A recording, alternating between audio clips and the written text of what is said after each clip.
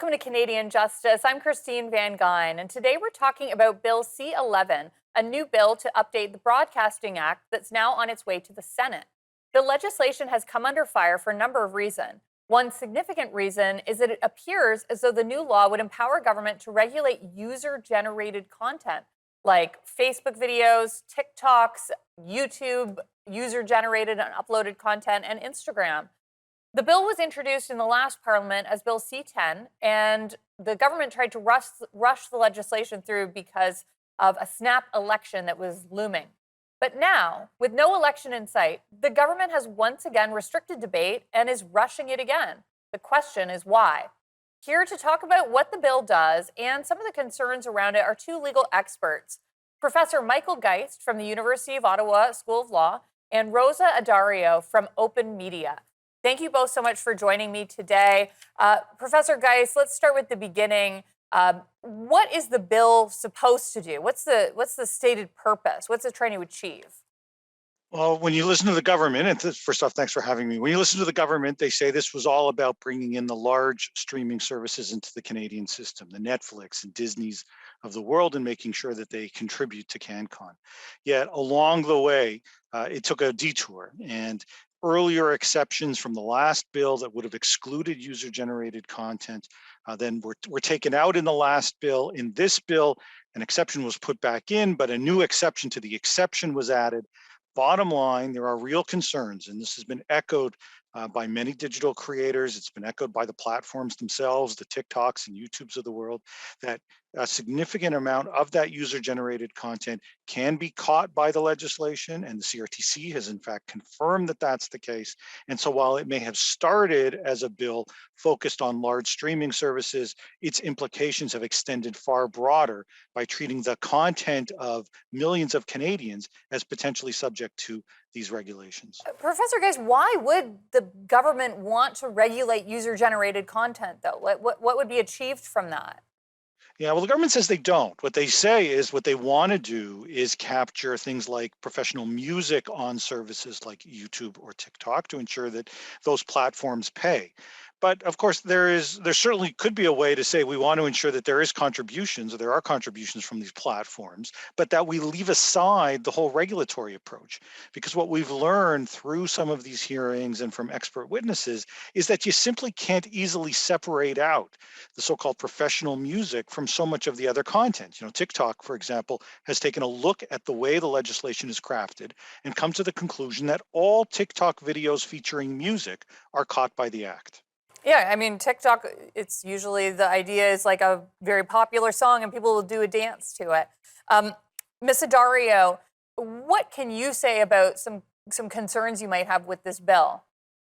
Well, first of all, thank you so much for having me. Like Mr. Geist has said, one of our major concerns is with user-generated content being included in the bill. So as it stands now, the bill gives the CRTC regulatory authority over all the public audiovisual content on any online platform that generates revenue, which, as I'm sure you can imagine, pretty much encompasses a lot of the content that we see online. So from the user side, the search results and the feeds on these platforms will decrease in value. They will be less tailored to what you want to see and more fit for the requirements of the bill. We see that the user-generated content is included under the CRTC broadcasting regulatory control, despite our heritage minister, Mr. Rodriguez, saying that it will not be included. We see, on the other hand, that the chair of the CRTC has been very clear about the fact that it will be included. So we're seeing a lot of contradictions in the bill.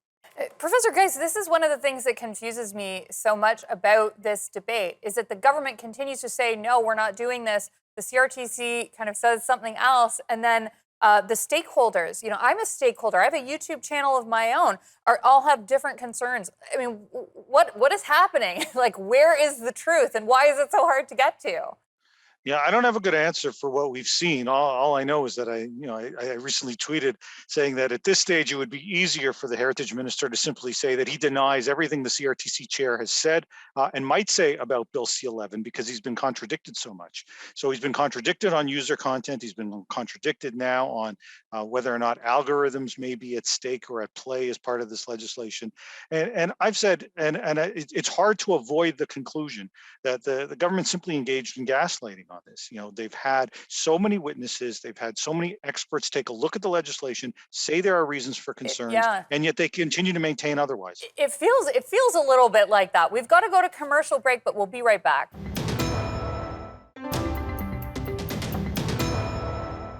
Welcome back to Canadian Justice, where we're discussing Bill C-11, a proposal to amend the Broadcasting Act, and how that law might apply to user-generated content like YouTube videos or TikToks.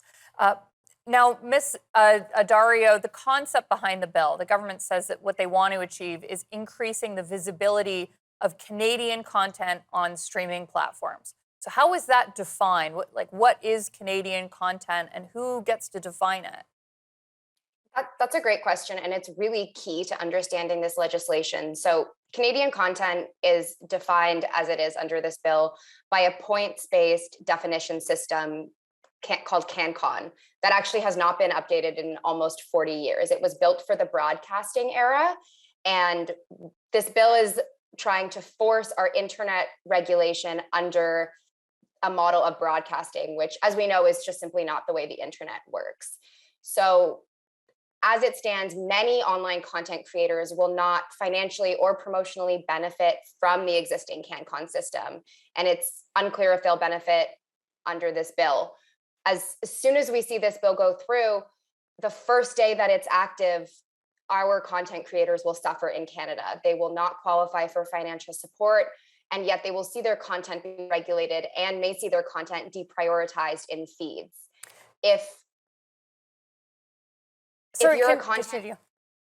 you're a content creator whose content is not designated as Canadian enough, you will see that content deprioritized and pushed down in searches, which is integral to the success of creators in Canada. So, Professor Geist, I want to talk about this pushing it down in searches or boosting content up in searches. How exactly would that work? Would it mean that platforms like YouTube need to modify their own algorithm in order to have content boosted? Would content creators check a box on YouTube that says their content is Canadian, or is the government going to be doing this itself?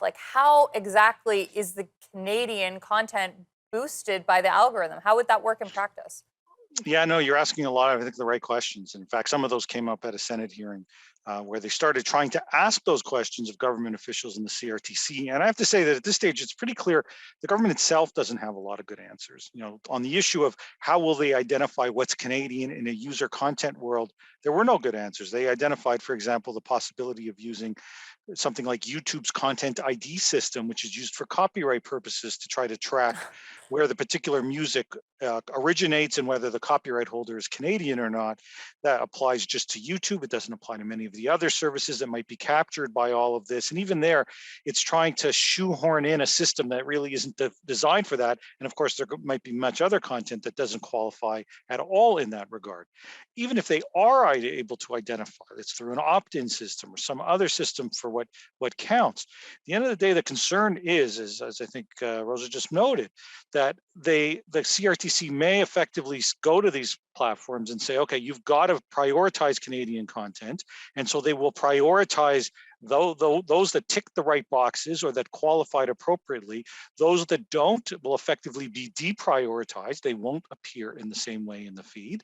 And even if they do find themselves within this feed, the concerns have been expressed is that on a global level, the message that may often be sent to the platforms is if people don't watch it or click that content because it's not necessarily directly in their interests, the message that sends is that it's not good content and it effectively could be deprioritized on a global level.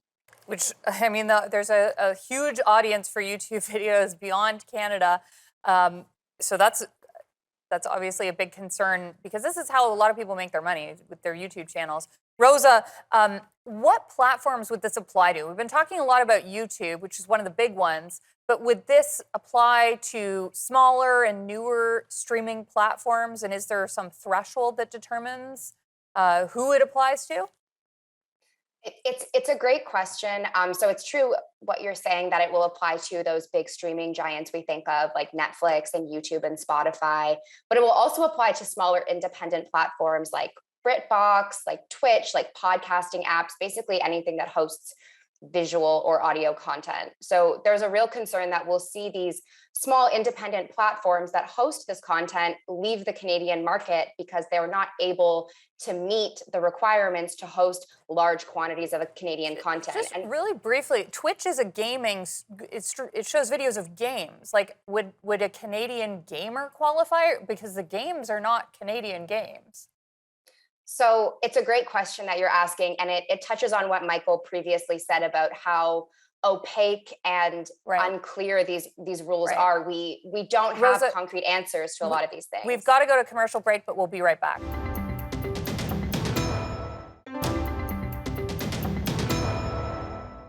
Welcome back to Canadian Justice, where we're discussing Bill C-11, a change to the Broadcast Act that will have the potential to regulate online streaming services, including potentially user-generated content. Now, Professor Geist, the original version of this bill, C-10, it contained an exemption for user-generated content. Can you explain what happened to that exemption and why it hasn't been added back in? Well, actually, it has been added back in, but they've now added an exception to the exception. So if we go back to C-10, C-10 did have an exemption for the content. There were two exceptions, actually. One was for users. They wouldn't be treated like broadcasters and have to appear before the CRTC and Gatineau. And the second was for their content. The government took away one of those exceptions, the one around the content itself. They then, when they brought the bill back, they said, oh, we listened to everybody's concerns and we fixed it. And they brought that exception back again. But what they did as well was add a new exception to the exception that I think most who have taken a look at it leave us in much the same place. And so they've said it's exempted, except it's still open to the CRTC to establish regulations, provided the content meets certain criteria. And that criteria, as we were talking about earlier, is so broad. Part of what the CRTC is asked to look at is any direct or indirect revenue, for example. When you define things that broadly, as I say, it quite literally covers every TikTok video with music in it. Rosa, one of the concerns that has been raised with this is that there are freedom of expression implications to regulating content this way, especially user-generated content. How is freedom of expression engaged with this proposed law, and how is it potentially violated? First and foremost, you're absolutely right. It is a huge threat to the freedom of expression, not only of content creators, but also of users online. We are seeing that C-11 excludes users from regulation, but it puts our posts under the CRTC's jurisdiction without limits on what powers the CRTC can apply. So the government is promising limitations to this power via a policy direction in the future. The main problem there is that a policy direction is not legally binding like a restriction in law. So let's say that our current government or a future government in a few years decides that they want to include our online posts, our Instagrams, our tweets, our posts on Facebook. That would be completely legally permissible under the CRTC's power. Professor Geist, same question to you. How could this impact free expression? Are there censorship concerns here? Yeah, I must admit, I feel that some of the concerns have been overstated in that regard. When I appeared before the Senate on this recently, I said, listen, I don't think this impacts people's ability to speak. The CRTC in this legislation doesn't limit your ability to say something, but it does limit your ability to be heard for some of the reasons that we've been talking about in terms of what those discoverability rules and CRTC regulations might look like. And while the government essentially says, well, we'll fix some of this uncertainty in the future through something like a policy direction. So perhaps, we were talking about Twitch earlier, they say they'd like to exclude video games, although Twitch, of course, is streams of people playing video games. If there's music on it, in fact, that would still qualify. So they say they'll try to fix some of those issues, but I think think experts have said, listen, the CRTC isn't necessarily bound, and it falls quite clearly to the government and to legislators generally to provide certainty here. And one of the things that becomes, I think, apparent is that they almost revel in the uncertainty. They like the fact, we heard it from officials, they like the fact they haven't defined what discoverability means. They like the fact that there are no thresholds. CRTC or the policy direction might establish one to exclude certain providers, but at the moment, it's all in. And that uncertainty, which normally you would think would be a negative, seems to be viewed by at least some within government or government officials as a positive, providing flexibility. But of course, there are, I think, pretty dire consequences for many looking at the space, thinking about investing or concerned about some of their own creativity.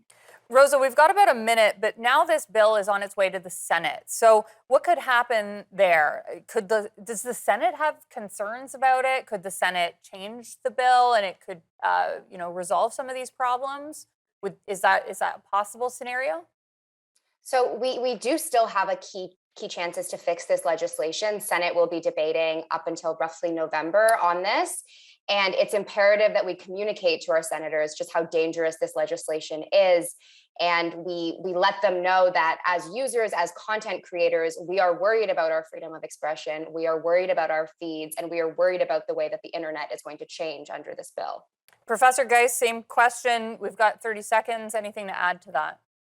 Well, listen, I appeared before the Senate committee already as part of a pre-study. They said that they will vote on this bill by November, but it's pretty clear there are senators, frankly, from all backgrounds and all political parties who are concerned with what they've heard so far. That's good news. Hopefully there can be some changes. We've got to go to commercial break, but we will be right back.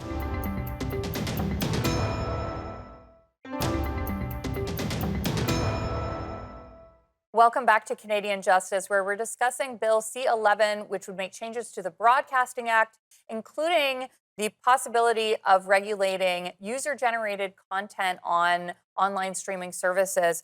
Professor Geist, one of the concerns that I have heard around this is that the legislation has been rushed. We know C-10 was rushed. There was an election, though, so it didn't proceed. But there's no election happening here. But nevertheless, the government still cut short some of the debate. Why is this legislation being rushed this way? Yeah, I mean, you got the sense that the Heritage Minister, Pablo Rodriguez, was looking for a political win, and I think he got one. And if passing something through the House can be viewed as a major win, even though there are, as we've been talking about, still months of hearings and Senate review scheduled. There was a reasonable case to be made that while they could have, and I think should have heard from more witnesses, that it was time to move on to what's known as clause by clause review. But where the government was, I think, entirely offside, supported, I must say, in this case by the NDP, was in cutting short the clause by clause review. That's where all the parties have the ability to bring forward proposed amendments, and then you discuss them, you debate them, you might propose changes, you have the opportunity to ask questions of officials about what the implications would be. And what the government said is, we're going to do all of that in a day. And if we're not done by 9 o'clock, and they knew they wouldn't be done by 9 o'clock, we will then move directly to votes. No opportunity for debate, discussion, not even publicly disclosing what they were voting on. And they did that on over 100 amendments. And that approach of going through stuff we won't even know, and won't ever really know what some of those amendments might have done, what were proposed, to engage in that process when there was no deadline. This was entirely a false deadline of the government's making. I think was inexcusable. And it really, I think in some ways sent the message to the Senate that the House did not conduct the kind of review that was needed. And so it really does fall to the Senate to pick up from where the House really left off. Rosa, if the Senate does pass the bill in its current form, can we expect a legal challenge to the legislation? Have any groups talked about that? Who's been talking about it, and what type of organization might bring a challenge? Yeah, that's a great question. And I just want to speak to Michael's previous point. I mean, he is absolutely right that the government rushed through these amendments at a breakneck speed to force this vote through, probably before the House adjourns for the summer. Our heritage minister, knows that this bill is not popular amongst creators and users. And he knows that the longer it sits in the House and gets debate, the more people are realizing the issues with it, the more citizens in Canada are bringing issues up to their MPs. So on our end, we are seeing this forced bill that did really not get the time for the amendments that it deserves, because our minister knows that that is where he will get stuck. To speak to the challenges, the legal challenges that we may face in the future, there are many groups that are, expecting to fight this battle in the future. And I would actually defer to Michael on this one, as I believe he is really in touch with a lot of those groups. Sure, Michael, what do you think? Is there going to be a challenge if the bill is passed in the current form? Has anyone said that they would challenge the bill if it's passed like this? Well, I think that I don't think there's any doubt but that we will see judicial review at some point in time. I think there are some that have, in a sense, said we're going to wait this out and see what happens at the CRTC, become engaged in the process that takes place there and decide perhaps to challenge it there. We have had some raise constitutional questions about whether or not this is overbroad in terms of where the regulations go, and, both basic charter rights from expression perspective, but even powers in terms of whether or not all of this falls within the federal government's powers. You see the same kinds of concerns around C-18.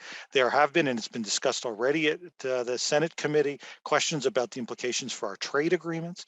If we set up, for example, a system whereby some of these large companies like Netflix are required to pay into a system, but then say they are not entitled to take anything out of that system, Right. that it's reserved for others, that raises the prospect of a trade challenge or tariffs. Wow. And so there's a lot still to come, I would suspect, even if this bill does pass in its current form. A lot of potential angles. Well, Michael Geist, Rosa Adaria, thank you so much for coming on and sharing your expertise today. Thanks for having me. Thanks. We've heard today about the recent proposed changes to the Canada Broadcasting Act and the federal government's rush to pass a law that will regulate, potentially, user-generated content. These changes have resulted in experts sounding the alarm, but this bill, in its current form, could result in user-generated content being subject to CRTC regulation. Is it time to scrap Bill C-11 in its entirety, or can it be salvaged somehow? You be the judge. I'm Christine Van Gyn, and remember, a freer Canada starts with you.